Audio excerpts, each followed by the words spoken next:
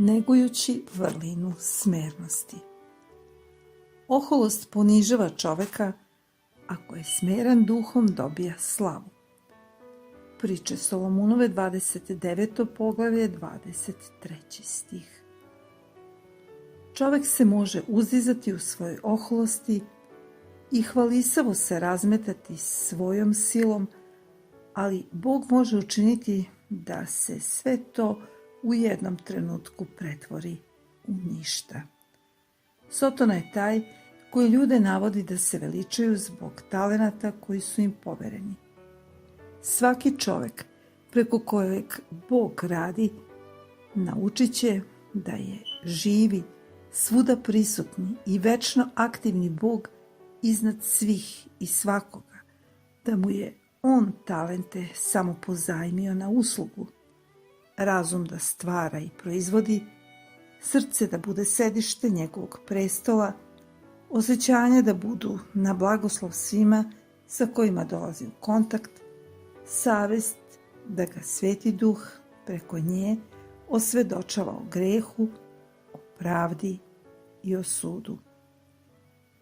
Oholost, neznanje i ludost uvek idu zajedno. Gospodu nije po volji što oni koji tvrde da su njegov narod ispoljavaju oholost i taštinu. Roditelji, vama je svakako lakše da svojoj deci pružite pouku o oholosti nego pouku o smernosti. Pre slave ide smernost.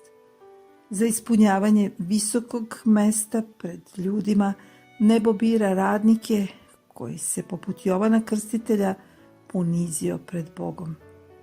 Učenik koji je najsličniji detetu najuspešnije radi za Boga. Nebeska bića mogu da sarađuju sa onim koji ne teži da uzdiže sebe, nego da spasava duše.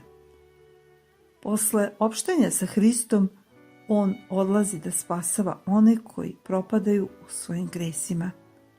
On je pomazan za svoju službu i imaće uspeh i tamo gde bi mnogi učeni i mudri doživeli neuspeh. Jednostavnost, zaboravljanje na sebe i detinja ljubav, ispoljena poverenjem, to su osobine koje nebo ceni. To su osobenosti istinske veličine.